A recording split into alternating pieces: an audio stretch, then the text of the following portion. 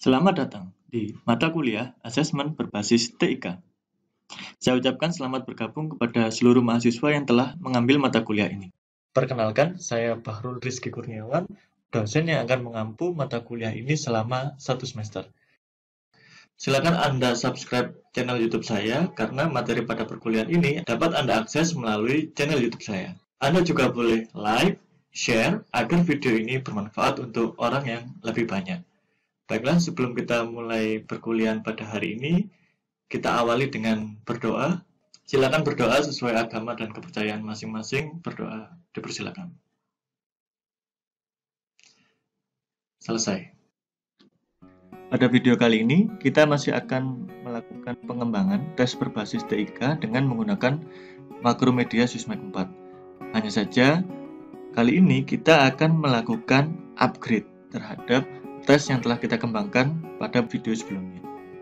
Sebelum kita melakukan upgrade, kita perlu terlebih dahulu menganalisis tentang apa saja yang bisa ditingkatkan dari produk yang telah kita kembangkan pada pertemuan sebelumnya. Seperti apa analisisnya? Langsung saja kita lihat produk yang telah kita kembangkan pada pertemuan sebelumnya. Ini adalah tampilan awal dari tes yang telah kita kembangkan pada pertemuan sebelumnya. Peserta dipersilakan mengisi nama, NIM sebelum mengikuti tes. Di sini peserta dipersilakan, artinya meskipun peserta tidak mengisi nama dan NIM, peserta dapat masuk dan mengikuti tes. Nah, dari sini kita tahu ada yang perlu ditingkatkan, yaitu bagaimana caranya agar ada suatu tahapan di awal sehingga tidak semua peserta mudah untuk masuk. Salah satunya mungkin bisa kita gunakan password ya. Jadi ketika awal, peserta diminta masukkan nama dan password, sehingga hanya peserta tertentu yang dapat mengikuti tes melalui aplikasi ini. Oleh karena itu, pada video kali ini kita akan membahas tentang bagaimana menambahkan password di awal tes yang dikembangkan dengan Makromedia Sysmek 4. Berikut ini caranya. Yang perlu kita lakukan adalah menyediakan tempat kepada peserta untuk memasukkan password. Jadi bisa saja kita rubah di sini, yang semula tempat untuk memasukkan NIM, kita rubah menjadi tempat untuk memasukkan password.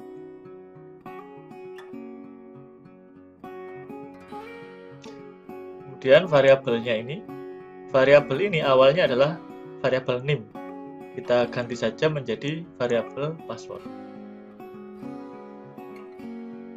Karena kita telah mengubah variabel yang semula NIM menjadi variabel password, maka kita ingat kembali ke bagian sin akhir. Di sini kita telah memanggil variabel NIM, sedangkan variabel ini sudah tidak ada, maka bisa kita hapus. Kita kembali ke sin 1. Agar peserta tes dapat masuk ke dalam aplikasi berdasarkan password, maka kita perlu menambahkan script di dalam button masuk ini. Kita lihat scriptnya. Script awal adalah seperti ini. Namun setelah ini akan kita tambahkan agar ada prasyarat sebelum go to scene and play. Misalkan di sini kita akan menggunakan password BRK25. Maka cara memasukkan di dalam script adalah kita tambahkan di bagian ini dengan kata if. Ini menjadi prasyarat. Kita masukkan password. Password ini adalah variabel yang tadi ya. Jadi jika Anda menggunakan variabel yang lain, pastikan disesuaikan dengan variabel yang Anda gunakan. Di sini saya menggunakan variabelnya password. Jadi jika if password sama dengan gunakan tanda petik BRK 25, kemudian tutup kurungnya, maka go to scene and play. Artinya on press jika password yang dimasukkan atau yang diinput oleh peserta sama dengan BRK25, maka button masuk akan memproses untuk go to scene and play ke scene 2. Langsung saja kita coba. Nama, kemudian password, kita klik masuk, maka akan masuk ke scene yang kedua. Jadi jika passwordnya benar, maka peserta tes dapat menuju ke scene kedua, yaitu scene petunjuk pengerjaan tes. Namun, bagaimana jika salah? Kita tutup dulu ini. Sekarang kita akan coba untuk memasukkan password yang salah. Misalkan, di sini saya menggunakan password 123456. Saya klik masuk, maka button tidak akan memproses. Tidak akan mengarahkan peserta tes ke dalam scene kedua. Namun jika seperti ini tentu akan menimbulkan masalah karena tidak ada informasi yang diberikan oleh aplikasi kepada peserta tes. Jika mengetahui hal seperti itu, maka ini bisa ditingkatkan lagi. Bisa menjadi suatu inovasi lagi, ada update lagi. Selanjutnya kita akan menambahkan atau mengupgrade ketika passwordnya salah, maka aplikasi akan memunculkan informasi kepada peserta bahwa password yang dimasukkan adalah salah. Caranya seperti ini. Sebelum kita terapkan pada Makromedia Sysmeck 4, kita perlu memahami tentang skema login. Skema yang akan kita gunakan pada aplikasi yang sedang kita kembangkan. Skemanya seperti ini. Saat ini kita tengah berada pada halaman login. Ketika peserta selesai mengisi nama dan password, ada dua kemungkinan. Yang pertama adalah password yang diisikan peserta benar, dan ada kemungkinan yang lain yaitu passwordnya salah. Untuk password yang benar ini, kita arahkan ke scene kedua, yaitu scene petunjuk pengerjaan tes. Ini untuk peserta tes dengan password yang benar. Namun, bagaimana dengan password yang salah? Kita perlu menyediakan satu scene lagi untuk menginformasikan kepada peserta bahwa password yang diinput oleh peserta adalah salah. Misalkan seperti ini. Jadi akan ada scene tambahan lagi. Namun, yang menjadi pertanyaan adalah apa yang harus dilakukan oleh peserta setelah mengetahui passwordnya salah.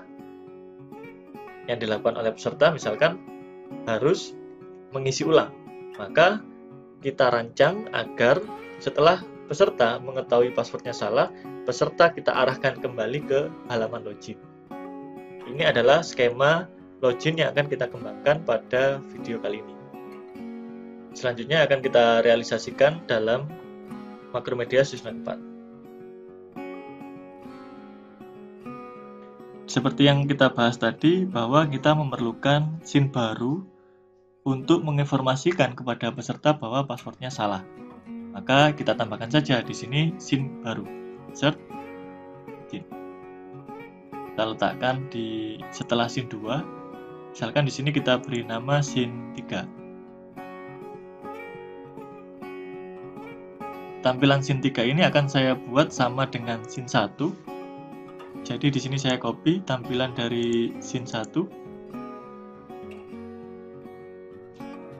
Saya paste ke scene 3. Saya gunakan paste in place. Saya gunakan hanya tampilannya saja, jadi saya tidak membutuhkan script. Di sini saya uncheck scriptnya dan klik copy. Maka scene 3 akan seperti ini. Yang membedakan scene 1 dan scene 3 adalah di sini akan ada informasi kepada peserta bahwa password yang diberikan adalah salah. Maka di sini saya buat kotak dengan rectangle tool.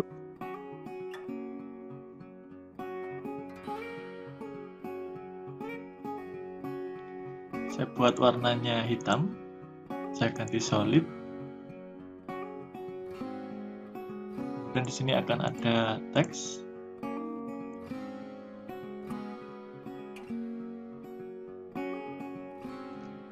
Saya rubah ukurannya. Saya ganti isinya.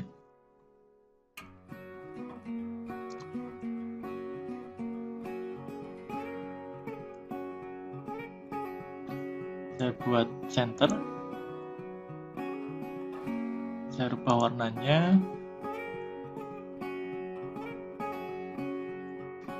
Nantinya saya ingin tulisan ini berkedip gitu ya di layar peserta tes, sehingga saya akan menggabungkan shape ini dengan teks dalam satu grup. Dan saya berikan efek di sini di grup informasi tadi.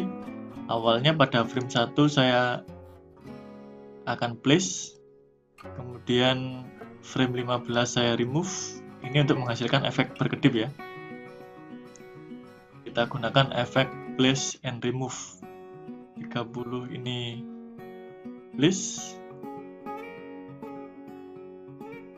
Karena setelah mengetahui informasi ini peserta diarahkan kembali ke halaman login, maka pada scene 3 frame ke-90 klik kanan, kemudian tambahkan efek movie control, go to and play. Ini misalkan kita pilih yang previous scene. Di sini kita bisa atur pada scene 1, yaitu scene halaman login. Jika sudah seperti ini, maka sudah siap scene untuk peserta yang salah dalam menginput password. Berikutnya, kita hanya perlu menambahkan perintah pada button. Kita kembali ke scene 1. Pada scene 1 ini selanjutnya kita hanya perlu merubah sedikit pada script button masuk. Kita rubah. Ini adalah script awal yang tadi. Kemudian kita tambahkan di sini kurung kurawal. Pada bagian akhir kita tambahkan satu tahapan lagi, yaitu else. Jadi ini untuk yang salah ya, untuk peserta yang salah memasukkan password. Kemudian bisa kita copy dari sini perintahnya, kita paste. Di sini kita akan arahkan ke scene yang lain, yaitu scene 3.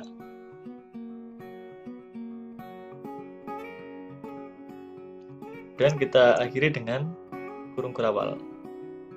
Perhatikan jangan sampai ada tanda yang kurang, karena akan mempengaruhi script Anda. Selanjutnya sudah bisa kita coba. Saya masukkan nama dan password yang salah. Saya klik masuk. Maka akan ada tampilan seperti ini ya.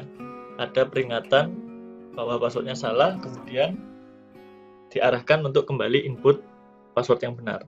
Di sini dapat saya rubah menjadi password yang benar. Kemudian saya klik masuk. Maka saya akan diarahkan ke scene petunjuk pengerjaan tes. Ada sedikit pengaturan yang dapat ditambahkan pada tahapan ini. Karena skripnya sudah benar ya, kita dapat menambahkan sedikit pengaturan agar password yang dimasukkan oleh peserta tidak terbaca oleh orang lain yang ada di sebelahnya ataupun di belakangnya. Maka Anda dapat manfaatkan fitur ini. Ada password text, ini ada bintang, sehingga nanti teks yang dimasukkan akan berupa bintang. Kita coba. Nama dan passwordnya. Jadi tampilannya akan seperti ini. Password ini tidak dapat dilihat oleh orang lain. Kemudian klik masuk. Jadi ini merupakan salah satu cara dalam melakukan upgrade terhadap aplikasi yang Anda kembangkan.